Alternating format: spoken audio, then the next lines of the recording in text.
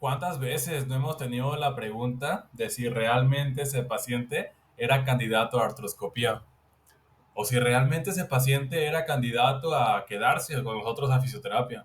O claro, también la duda de si realmente la intervención que estoy haciendo en mi práctica clínica diaria es correcta o realmente está funcionando. Estas preguntas son completamente normales y sin duda se pueden responder si basamos nuestro conocimiento diario y nuestra práctica diaria en el método científico y en la ciencia como tal. O como le gusta decirle a algunos ponentes que admiro, a la mejor evidencia científica disponible en fisioterapia basada en evidencias. Yo soy el maestro Oscar, soy fisioterapeuta, maestrante en psicología clínica y mi atención va dirigida a pacientes con dolor crónico, en atención en el dolor crónico y lesiones de traumatología y ortopedia. Y el día de hoy, compañeros, les voy a mostrar un tema que para mí es bastante importante, que es el de transformar nuestra práctica clínica en base a conocimiento científico. Cuando una de nuestras terapias no está basada en ciencia, perdón, pero eso no se le puede llamar terapia, eso se le llama fe y se suele asociar a ámbitos como el religioso. En cambio, apegarse a conocimientos de bases científicas te da mayor certidumbre te da mayor certeza de la incertidumbre que estás asumiendo, de los pacientes que pueden salir mal, de cómo una patología se puede comportar de forma distinta en dos personas y de cómo controlamos esa caja negra que tenemos los fisioterapeutas. ¿Qué mecanismos voy a meter en esa caja y por lo tanto qué efectos voy a desear? Desde lo que tú controlas, que es el input. Entonces, sin nada más que añadir, pues comenzamos con esta interesante plática. Yo espero que les guste bastante. Iniciar con un poquito de estadística. Estadística es muy importante, tranquilos, no va a ser una clase de metodología en la investigación, aunque es muy importante, pero no lo va a ser. Pero es importante hablar de datos. Por ejemplo, CIESE y colaboradores en el 2020 nos muestran que en 2019 2.241 mil millones de personas tenían condiciones que se ven reflejadas con la rehabilitación. Siendo así, el área de tratamiento musculoesquelético, es decir, lesiones deportivas como tal traumatología y ortopedia, las que se ven más beneficiadas. Esto, compañeros, se resume en algo, una frase que me gusta mucho decir, que no hay mejor día que hoy para ser fisioterapeuta. Realmente cada vez más el fisioterapeuta tiene muchísima más injerencia en los tratamientos, cada vez los médicos especialistas están volteando a ver más nuestro trabajo. ¿Por qué? Porque la ciencia nos da la razón, porque la ciencia está demostrando que la fisioterapia tiene un gran valor en modificar tanto de prevención, modificar factores prevenibles como de tratamiento y aumentar la calidad de vida de las personas. Entonces, enhorabuena compañeros. Ahora, si ustedes son de los compañeros que les gusta seguirse actualizando, venir a este tipo de jornadas, venir a diferentes pláticas, pues qué mejor, porque no solamente ustedes se van a formar como profesionistas y claro, su ingreso en trabajo y su ingreso económico va a elevarse en base a calidad de resultados. La gente los va a buscar más, pero sin duda el que más lo va a agradecer va a ser el paciente. Está recibiendo intervenciones probadas, está recibiendo intervenciones que están más cerca de lo que es una certeza, ¿no? Entonces, sin duda, es un ganar-ganar tanto para pacientes como para uno mismo. Y nos distinguimos muchísimo, ¿vale? Entonces, no hay mejor día que hoy para ser fisioterapeuta. Hablando de diferentes más datos, bueno, esta es una gráfica que me gusta mucho mostrar. Habla de cómo las tendencias de búsqueda de Google, porque todos hemos sido ese paciente, no sé, hemos sido nosotros, quizás ha sido familiares o demás, que para pronto, luego tiene algo, no se solucionó algo y ahí estamos buscando en internet, ¿no? Somos muy prejuiciosos en ese aspecto. Pero bueno, ¿qué es lo que nos muestra esta gráfica? Nos muestra datos tanto para bien como para mal. Para bien, porque el interés creciente los últimos años, de 2004 a hoy para ser exactos, ha ido muchísimo en aumento, ¿ok? Hablando de que tenemos una gran injerencia en el tratamiento del dolor, tendríamos que tenerla. Y no solamente tener injerencia, sino comprender temas de cómo se produce el dolor y de cómo se puede comportar en personas. El mismo tipo de dolor se puede comportar de forma distinta en personas, entonces en dos personas distintas o más.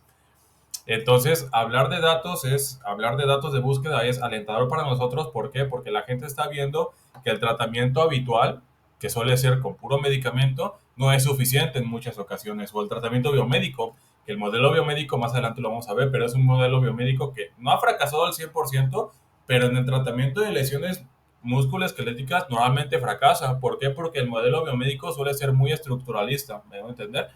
Normalmente se trata a base de medicamentos, a base de cirugías, cuando no en todas las ocasiones tendría que ser así. No estoy diciendo que no en algunas ocasiones. Claramente todo este tipo de temas se presta muchísimo para polarizar. No todo es blanco ni es negro, pero hay que aprender a polarizar, a ver como tal esa escala de grises que está en medio. Y es a lo que me refiero. Otros podemos tener una gran injerencia en base a que la gente ha visto que el modelo biomédico y demás intervenciones han fracasado. Entonces la gente empieza a buscar, pues, cómo fregados voy a solucionar mi problema, en este caso el dolor. Asociado, claro, en este caso en el que me estoy centrando en las patologías de tipo musculoesquelético. ¿Me entender? Entonces, pues bueno, hay otros topics como cáncer, depresión, diabetes mellitus e ibuprofeno que han ido en un momento sí, pero no hay otro trend más grande que el dolor en este momento. Entonces, y en negativo, ¿a qué me refiero en negativo? Porque también si la gente está buscando señal de que nosotros como fisioterapeutas en muchas ocasiones, si no nos apegamos a como tal evidencia científica de calidad para nuestras intervenciones, la gente no va a generar resultados, o si va a generar resultados ni siquiera va a ser por nosotros, sino por la pura historia natural de la enfermedad o el puro tiempo que las está sanando y no nosotros. Entonces, el tema es, tanto es para bien esta gráfica como es para mal. Ahora sí que depende mucho y depende mucho cómo consideras que estás tratando a tus pacientes. Si es desde un pensamiento crítico y analítico o si es desde un pensamiento pues que no tenga algún fundamento, que a lo mejor ni siquiera sabes lo que estás aplicando y lo sigues aplicando. Y ni siquiera es crítica, es simplemente analizar, ¿no? Empezar a ver otra vez esa escala de grises de lo que estoy haciendo bien y de lo que estoy haciendo mal, en teoría va. Entonces vamos a ver la siguiente gráfica, ya para pararle un poquito a lo que es la metodología, un poquito a lo que es las gráficas y los números. Pues bueno, esta gráfica lo que nos muestra es que últimamente el gasto anual del gobierno, por ejemplo en este caso de Estados Unidos, ha subido muchísimo en billones de dólares, ¿ok? Asciende muchísimo, más que otros tratamientos. En el caso del dolor crónico, al año millones de dólares se gastan por parte del gobierno, tanto de Estados Unidos como mexicano, en el tratamiento del dolor crónico. Esto que nos puede presentar una gran oportunidad de empezar a actualizarnos y empezar a actualizar no solo en tratamiento del dolor, sino actualizarnos en saber cómo manejar desde un paciente que no sabemos si realmente era candidato a artroscopía o alguna operación. De ese tipo de pacientes podemos tener injerencia y mejorar ese gasto anual para, por lo tanto, el gobierno que va a decir, ah, caray, pues estoy gastando menos y estoy metiendo más fisioterapeutas, entonces habrá mejores oportunidades laborales y por lo tanto nuestras intervenciones tomarán más respecto a otras que no tienen fundamento científico. Entonces, es por eso la importancia de esta plática, ¿no? Hacerles conciencia de lo verdaderamente importante que tengamos y tratemos de aumentar nuestra eficacia y eficiencia de tratamiento, de nuestros tratamientos en la práctica clínica diaria. Pero hay un gran problema, que quien no conoce su historia está sumamente condenado a repetirla. ¿A qué me refiero con esto?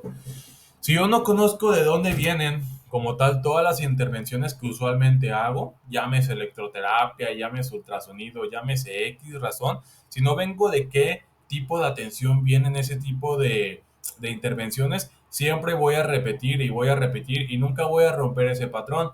Quiero decir que esas intervenciones están mal, ¿no? Sin embargo, hay que conocer los modelos a lo largo de la historia. Por ejemplo, les pongo un ejemplo como muy claro, ¿no? Antes se pensaba que el dolor simplemente era por una simple teoría de la compuerta. Yo creo que a todos nos enseñaron esa teoría de la compuerta. ¿Y qué nos dice la ciencia al día de hoy? Que realmente el dolor se puede propagar de diferentes formas y por diferentes razones. Y entra ahí lo que es el modelo biopsicosocial, ¿no? Que a ver, el modelo biopsicosocial, en lo personal, a mí no me gusta absolutamente nada. ¿Por qué? Porque estamos haciendo lo mismo. Estamos siendo biomédicos, estamos siendo biomecanicistas. Es decir, yo no puedo agarrar la patología de una paciente, el dolor de rodilla de una paciente y decirle, ¿sabes qué? Tu rodilla te duele porque, a ver, 70% biológico porque está inflamada y a lo mejor tienes alguna estructura mal, ¿me voy a entender? Y el otro 30%, 15% es por tu ámbito social y 15% es por tu estado mental en ese momento, es decir, tu estado psicológico. Estamos haciendo, perdónenme la expresión, pero estamos haciendo la misma cosa, o sea, la misma barbaridad, ¿no? ¿Entender? Estamos volviendo a ser biomédicos, estamos tratando de partir al paciente. ¿Cuándo a qué? Cuando el paciente lo tenemos que ver como un todo. A mí me gusta ver, digo, se escucha un poco raro, extraño, pero me gusta ver a los pacientes como un pastel, donde cada rebanada, es decir, yo busco comerme todo el pastel, me doy a entender, pero no lo parto por rebanadas. ¿ok? Es decir, busco que sea todo un pastel donde cada rebanada forma a un entero, ¿me voy a entender? Es decir, yo no parto al paciente, es complicadísimo tratar al paciente porque luego a partir de ahí es cuando se desprende lo siguiente, que buscamos respuestas. Casi siempre pensamos que todos los tipos de dolores o todos los tipos de patologías en este área de que es traumatología y ortopedia, rehabilitación ortopédica o como tal lesiones deportivas si ustedes quieren, siempre tratamos de buscar respuestas antes de analizar el contexto clínico que está generando dolor en el paciente, dolor o incapacidad, ¿ok? Entonces pasa muchísimo que buscamos respuestas, es decir, por así decirlo, me llega un paciente, le duele su hombro y para pronto, antes de analizar el por qué le molesta, ya me voy luego a hacer pruebas ortopédicas, ¿no? No, que te hago el test de Hop, el test de caída y demás. Y a ver, eso es muy delicado, ¿por qué? Porque, bueno, en este momento no tengo el estudio aquí, pero hay estudios que demuestran que solamente el 4% de las pruebas ortopédicas tienen fiabilidad clínica, ¿me da a entender? Entonces, no estamos analizando todas las variables que pueden englobar un paciente, simplemente nos estamos yendo por lo biomédico, por lo estructural, y eso nos va a llevar, pues, en la mayoría de ocasiones a un rotundo fracaso. O a lo mejor puede mejorar el paciente tras una intervención 100% biomédica, que en muchas ocasiones se puede dar, pero ni siquiera sabemos por qué. Si realmente fue por la intervención o fue por un procesamiento de su mismo organismo en diferentes partes, me voy a entender. Entonces, siempre buscar no ser biomédicos. Con esto los quiero alentar a que no saquen resonancias magnéticas para nada. Obviamente, si tú estás viendo que hay una red flag clara en el paciente, una bandera clínica que te está indicando que tienes que sacar un estudio de imagen, hazlo, pero no lo saques nomás por sacar. E incluso hay algunos que, bueno, hay algunos, y ni siquiera por tirarle, creo que es un pensamiento lógico, quizás, mandas a hacer una resonancia, porque a lo mejor no tienes ni siquiera idea de lo que pudo haber sucedido, y resulta que el radiólogo pues te reporta los hallazgos y tú te vas con el reporte del radiólogo sin antes haber analizado realmente si era, una, haber sacado la resonancia y dos, si realmente el radiólogo está reportando lo que tú ves en el contexto clínico del paciente. Entonces es por eso que es tan importante aumentar tu conocimiento, aumentar tu conocimiento científico para poder tomar mejores determinaciones que al final de cuentas no terminen metiéndole miedo, catastrofizando al paciente o como tal, pues encontrando respuestas que ni siquiera son las adecuadas, ¿me voy a entender? Entonces por eso que siempre antes de una resonancia magnética, antes de una radiografía, siempre tengo que analizar perfectamente al paciente y si es realmente candidato. ¿Por qué? Porque recordemos, compañeros, que trabajamos con personas que sufren, no con patologías que hablan, ¿ok? Si yo sigo basando mis intervenciones del día a día en un sistema que fracasa rotundamente cuando tratamos de averiguar el dolor en un paciente de tipo musculoesquelético, de tipo con dolor tipo musculoesquelético, alguna patología articular y demás, vamos a llegar a un rotundo fracaso. Es decir, siempre recuerden esta frase, enmárquenla, incluso en el consultorio. Trabajamos con personas que sufren, no con patologías que hablan. Esta siguiente gráfica lo que nos muestra es básicamente cómo a pesar de que, bueno, es una gráfica que muestra diferentes rangos de edades, pero cómo a pesar de que aumentan las lesiones degenerativas, ¿por qué? Porque es el costo de vivir una vida. Todos vamos a envejecer y no vamos a tener la misma rodilla de hace 10 años, ni la misma columna, ni los mismos músculos de hace 10 años, ni el mismo peso y demás cosas, ¿no? Se me puede ir por miles de partes. Pero sin embargo, el porcentaje que sufren dolor, es decir, el dolor no está completamente correlacionado a un tema estructural. Entonces ahí es donde viene el fracaso del modelo biomédico en algunas atenciones, ¿no? En el aspecto de que llega a lo mejor una señora de 50 años, que a ver, toda su vida está trabajando en el mercado quizás, van y le sacan una resonancia magnética, pues es claro que es posiblemente bastante claro que va a salir lesiones degenerativas y no necesariamente por eso le moleste. Entonces tengo que analizar factores de riesgo, prevenirlos, tratarlos y después hacer intervenciones inteligentes de fisioterapia. Inteligentes de fisioterapia me refiero a no ser tan estructuralistas. A lo mejor la persona ni siquiera tiene inflamación y yo ahí ando tratándole la inflamación porque me dice que tiene dolor. Y a pesar de que ya no tenga absolutamente inflamación, que ya estuvo conmigo, no sé, un bloque de 10 terapias y nomás no se le pasa el dolor y no se le pasa el dolor, cuando en teoría mi percepción está en que ya se le tuvo que haber quitado el dolor. Entonces ahí es cuando nos tenemos que dar cuenta que realmente las intervenciones actuales en traumatología y ortopedia, pues a veces, pues a ver, no son tan indicadas a nivel científico, ¿vale? La siguiente imagen nos lo puede confirmar. El hecho de que yo como tal, bueno, esta imagen me gusta muchísimo para explicar a los pacientes de cómo depende su estado como tal, como persona, el cómo estén en ese momento como personas, es como se puede modificar el estado inflamatorio o incluso la incidencia a alguna lesión, ya sea deportiva o de cualquier tipo de traumatología ortopedia, ¿no? Entonces vamos a ver la primera diapositiva, lo que nos muestra básicamente va a ser el factor personal, ¿no? Vamos a hablar sobre un factor personal, es decir, yo, Oscar, ese día, pues a lo mejor estoy de malas, soy triste, no estoy conmigo mismo ese día, a lo mejor me siento mal físicamente, X razón, ¿no? El factor personal. Yo por ese simple hecho de que mi factor personal ese día yo me sienta down, voy a generar un factor bajo de poder generar una inflamación o una lesión, una microlesión en el tejido muscular o en cualquier tipo de tejido blando, ¿no? Entonces vamos al segundo panorama. Ese día me siento de la fregada y por lo tanto el task, es decir, mi entrenamiento o actividad determinada, llámese gimnasio, llámese deporte o llámese cualquier actividad de la vida diaria, se va a ver mermada porque yo me siento bien. Entonces ahí yo ya tengo una posibilidad media de poder generar una lesión en el tejido. Es decir, ahí es cuando nos damos cuenta de que ni siquiera por la propia actividad estoy generando dolor ni estoy generando como tal cambios en el tejido, sino por un tema pues como tal biológico y un tema como tal de mi propia persona, de cómo interactúo con el ambiente, ¿vale? Y el tercer panorama, que va a ver, es sinceramente yo creo que es la realidad de muchísimos mexicanos, me incluyo en algunos casos, el hecho de que a veces te levantas pues cansado, estás un poco frustrado, por lo tanto ese día pues tu actividad estuvo de la fregada, es decir, pues a lo mejor metiste una carga muy alta de actividad o pues como tal no lo hiciste ni siquiera bien, ni siquiera pues no es que como que cuidar las posturas, sino que simplemente vamos a dejarlo en que no la hiciste de la forma que normalmente lo haces si estuvieras bien. Y tu entorno está jugando un factor importante en ti, es decir, te peleaste con tu esposo, con tu esposa, estás peleando con la novia, tu familia está en ese momento mal, traes algunas situaciones con tus amigos. Entonces tú ya traes una posibilidad alta o mayor susceptibilidad a generar un evento, es decir, generar dolor. Y ni siquiera por un tema de la actividad, simplemente porque las tres factores juegan uno mismo y empiezan a influir en la salud del tejido, ¿vale? Entonces, quiero que, bueno, quizás puedan recordar esta plática por esta imagen, pero me gusta mucho ponerla, el hecho de un camaleón, es decir, cuando yo digo camaleón no digo una cama y un león, sino que veo al paciente como un camaleón, todo un individuo que interactúa directamente con su entorno. Yo no lo divido ni lo trato de dividir de decir, ¿sabes qué?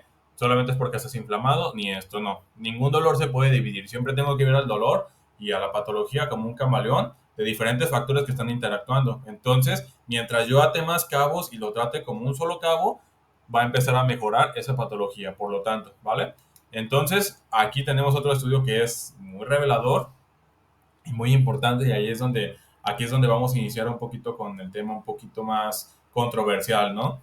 Este estudio, ¿qué es lo que hace? Literalmente este estudio, que por lo tanto es un metaanálisis, es decir, una evidencia científica alta, ¿qué es lo que hace? Agarra 230 personas asintomáticas de dolor. Es decir, yo voy por la calle, y por lo tanto recluto a 230 personas, ¿no? Ojo, el único criterio para reclutarlas y meterlas a una casa va a ser que no padezcan dolor, que anden por la vida como si nada. Y voy a poner diferentes edades, ¿no? De esas personas. Agarro personas desde los 20 hasta los 50 años, por así decirlo, 230 personas. Y por azar el destino en ese momento, digo, por azar del destino, en ese momento cuento con dinero para hacerle una resonancia magnética a esas 230 personas. Los resultados son abismales los de ese estudio, porque realmente se puede demostrar que el 30% de esas personas asintomáticas de dolor tenían alguna lesión de los diferentes tipos de lesiones, ya sea en asa de balde, en pico del oro, una ruptura del cuerno anterior, depende, hay diferentes tipos de roturas, pero bueno, el 30% tiene una rotura meniscal, ni siquiera un desgarro, es solamente ruptura, es ruptura total o imparcial, diferentes tipos de roturas. El siguiente dato abrumador es 34% padecían anormalidades en su ligamento cruzado anterior, ¿vale? No sé si a alguien de aquí la ha pasado en lo personal, pues cuando uno inicia, ¿qué es lo que pasa, no? A los pacientes deportistas, luego y vas a sacarle su resonancia y resulta que su ligamento cruzado anterior está laxo, está esguinzado o está esguinzado, por así decirlo, o tiene alguna anormalidad. ¿Y qué hacemos? ¿Va pronto? Pues ¿sabes qué? Yo creo que te tienes que operar, ¿vale? O te tienes que operar, a veces ni que yo creo, te tienes que operar. Entonces, pues eso es lo que les digo, que hay que empezar a analizar desde factores extrínsecos y luego ya nos vamos a los intrínsecos y tenemos que analizar una excelente historia clínica. El tiempo que tú demores en la evaluación va a ser el tiempo que tú te ahorres como tal en el tratamiento. Tienes que hacer una evaluación minuciosa, tienes que analizar diferentes factores y objetivos, claro, del paciente. Porque fregado, si tienes una paciente oficinista que ni siquiera tienes altas demandas en la vida cotidiana de su rodilla, que a ver, no es como que no las tendría que tener, pero en ese momento, pues digo, a pesar, a lo mejor su situación económica no es la más favorable, es una paciente oficinista, y pues y ni siquiera, ¿cómo te puedo decir? El gesto en el que se lastimó ni siquiera tiene correlación directa con una lesión del cruzado anterior, pues bueno, ¿por qué fregados la voy a mandar a operar? Si los criterios no me están siendo claros, ¿me debe entender? Y el 57%, pues pasando a otro punto, el 57% padecía condromalacia rotuliana. ¿A cuántos de nosotros o cuántos de nosotros no han ido a sacarse una resonancia, una radiografía? A lo mejor por un dolor X que te duele en el gimnasio quizás y resulta, ay, tengo una condromalacia. Y vives abrumado por años de tu vida. ¿Por qué? Porque ya tu cartílago está desgastado. Y tú piensas que realmente ese es el problema y que no hay solución. Porque realmente no te brindan soluciones. A veces nomás una infiltración y demás. Y a ver, otra vez, a ver, vamos a recordar que no es tirarle al gremio de traumatólogos para nada, ¿eh? Para nada. Es un complemento. Realmente nosotros somos una raíz complementaria para ellos. Entonces, siempre somos un equipo. Pero hay que tener este tipo de factores en claro para saber y determinar si realmente ese paciente lo voy a mandar o no a un proceso quirúrgico o si realmente es candidato a un proceso quirúrgico, ¿vale? ¿Por qué? Porque hay estudios también, estudios muy controversiales, pero que a final de cuentas son una evidencia científica alta. Este es un metaanálisis, volvemos a lo mismo, es una evidencia científica alta de, por ejemplo, la cirugía primaria versus la rehabilitación en la lesión del ligamento cruzado anterior. Y se puede observar en los resultados de este estudio que no hay una diferencia significativa. Incluso la rehabilitación gana en el aspecto de que se ganan aspectos como ganancia de fuerza, como tal, ¿cómo se puede decir? Como romper miedos, como fortalecerse como paciente, tiene esos beneficios, incluso comparados con la cirugía. Entonces, pues es lo que les digo, que realmente no hay mejor día que hoy para ser fisioterapeuta. La ciencia nos está dando la razón. Y ni siquiera por decir, ay, no tengo la razón, no. O sea, nos está dando la razón en el aspecto que somos más ingerentes en el tratamiento. Antes estamos muy degradados, ¿no? Entender antes solamente es aplica lo que te dice tal médico y ya está. Tenemos que empoderarnos como profesión y empezar a tomar determinaciones clínicas también en conjunto con los médicos. Entonces, este tipo de estudios, más que separarnos, yo siento que nos tiene que unir muchísimo más, ¿vale? ¿Por qué? Porque existe, por ejemplo, digamos, hablando otra vez de los estudios de imagen, existe muchísima variabilidad entre los radiólogos. Simplemente este estudio lo que hace es, mismo paciente, 10 resonancias diferentes, 49 resultados distintos reportados. Es decir, siempre hay un mundo de diferencia entre los resultados de un laboratorio a otro laboratorio. Y sin embargo, hay algunos fisioterapeutas, me incluyo en el pasado, que nos basamos en la hoja que dice el radiólogo, ¿no? Y no es que el radiólogo haga mal su trabajo, pero el tema es que el radiólogo se va desde un tema estructural. Pues el radiólogo pues no le importa en sí lo que le pasó al paciente, el radiólogo lo que va a reportar va a ser lo que él ve, lo que él considera que está inflamado, ¿no? Y ni siquiera que esté mal, es su chamba. Entonces, ahí solamente tengo yo que correlacionar con mi contexto clínico, ¿vale? El traumatólogo tiene que correlacionar con su contexto clínico. Y yo claramente también de un aspecto funcional, porque es nuestra chamba, ¿no? Nosotros no vamos a diagnosticar estructuralmente, vamos a diagnosticar funcionalmente. Entonces, yo relaciono la resonancia, lo que estoy viendo en la imagen, no la interpretación, con los aspectos funcionales que estoy viendo en el paciente, ¿vale? ¿Por qué? Porque está demostrado que si yo hago una resonancia temprana sin tener una justificación clínica como una bandera roja, como antecedentes heredofamiliares de cáncer, demás enfermedades, pues bueno, yo lo único que voy a hacer es meterle miedo al paciente, porque todos los pacientes son muy curiosos. Yo no conozco un paciente que vaya a sacarse una resonancia y no leyó la hoja, ¿vale? O a veces investigan incluso, entonces les mete miedo y como tal, su tiempo de reinserción a la actividad laboral o a sus actividades de la vida diaria, como esta gráfica lo puede mostrar, se alarga, ¿no? ¿Entender? Por un tema de miedo, evitación, metes ideas catastróficas en él, ¿vale? Entonces, pues por eso les digo que no está demasiado indicado ordenar imágenes porque sí, ¿vale? Este otro estudio de Sechel y colaboradores en 2017 muestran que, por ejemplo, digamos, es bien común el dolor lumbar, incluso ya les hablaron del dolor lumbar, es bien común que nosotros incluso, a ver, una vez no ni siquiera diagnosticamos la funcionalidad, nos vamos por temas muy simples de que, a ver, me duele la espalda, pues bueno, tienes lumbalgia. No estoy diciéndole absolutamente nada al paciente, ¿están de acuerdo? O sea, solamente estoy diciendo lo que él ya sabe, que tiene dolor en su espalda baja. Entonces tengo que ser un poco más ingerente en saber los factores que están modificando el entorno de ese paciente y por lo tanto reflejó el dolor lumbar. ¿Vale? Entonces la mayoría de los participantes indicaron que aprendieron esta creencia de la presión de salud, es decir, siempre, o bueno, no siempre, perdón, la presión de siempre, usualmente somos muy catastróficos, ¿no? ¿Qué le decimos al paciente con espalda baja? No cargues, ¿eh? No te muevas, ni te vayas a mover. Es más, ¿sabes qué? Al paciente de hombro, cuando estés manejando, ni se te ocurra voltear al asiento de atrás. ¿Sabes qué? A ver, te doy la rodilla. Ahorita gimnasio, para nada, descánsame. Y pues básicamente son creencias que el paciente va aprendiendo y por lo tanto se van generando engramas a nivel cerebral que le va a generar más miedo y evitación, que es lo peor, que es lo que no quiero, ¿vale? Entonces, bueno, pues esta diapositiva también nos puede mostrar las guías de práctica clínica en Europa. Es una revisión sistemática, es decir, un nivel de evidencia medio alto. Y lo que pasa, bueno, es una evidencia alto. Entonces, lo que sucede aquí es que, bueno, como lo podemos ver, si pueden checar en la parte de abajo, las pruebas de imagen están fuerte en contra, con excepciones, lo que les estoy diciendo. Básicamente lo que les estoy diciendo de que no por voy a sacar resonancia no más por nomás, ¿por qué? Porque de hallazgos voy a encontrar. El tema es que tengo que analizar contextos clínicos del paciente, ¿vale? Y siempre saber que la resolución completa de la resonancia magnética no es un factor determinante para el retorno to play, es decir, para un retorno exitoso al juego o a la incorporación laboral. Y sin embargo, hay muchos lugares en los que sacan resonancia tras resonancia, eco tras eco, radiografía tras radiografía, esperando que haya cambios grandes estructurales, cuando realmente en la mayoría de ocasiones no va a ser así. Pero, sin embargo, si la funcionalidad y la calidad de vida de esta paciente, pues ¿por qué fregados lo voy a frenar a una reincorporación? Si yo ya estoy viendo que cumple criterios clínicos buenos para poder regresarlo tanto a la actividad deportiva como a cualquier otra área de su vida, pues ¿por qué no lo voy a hacer? ¿Vale? Por un tema biomédico, pues bueno, es lo que les digo que hay que empezar a analizar. Ahora vamos con el tema más controversial, con esto cerramos. La evidencia científica, compañeros, esto es base que ustedes la puedan entender, es por eso que les digo que conocer y acercarse a la ciencia les va a dar más certeza de lo que están haciendo.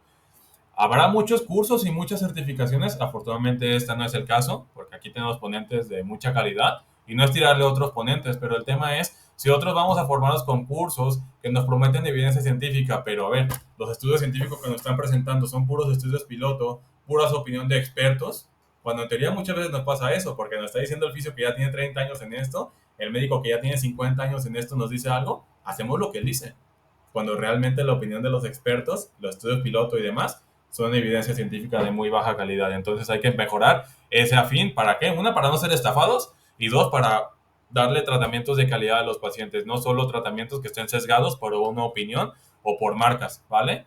Entonces es por eso que esta gráfica de Joel Stemans y colaboradores nos dicen que realmente más de la mitad de los pacientes reciben un tratamiento no recomendado, que es una barbaridad, es una completa barbaridad, ¿vale? Entonces, una recomendación que yo les puedo hacer es que si una herramienta tiene marcas, si una herramienta como tal tiene como tal, viene presidida de bastantes cosas que ustedes ya conocen que son medio turbias, de negocio y demás, de intereses económicos, desconfía de ella, porque lo gratis y esencial, que es la correcta graduación del ejercicio terapéutico, como ya les habló Americano, que fue una plática chingona, es gratis y está en la primera línea de tratamiento. Entonces, no busquen marcas, no busquen demás, cuando lo esencial es gratis y puedes mejorar la calidad de los pacientes desde el ejercicio terapéutico. Como recordamos que el ejercicio es la mejor medicina preventiva y también para tratamiento del dolor. En evidencia científica está demostrado que el ejercicio terapéutico tiene una alta injerencia en los tratamientos dolorosos, ¿vale?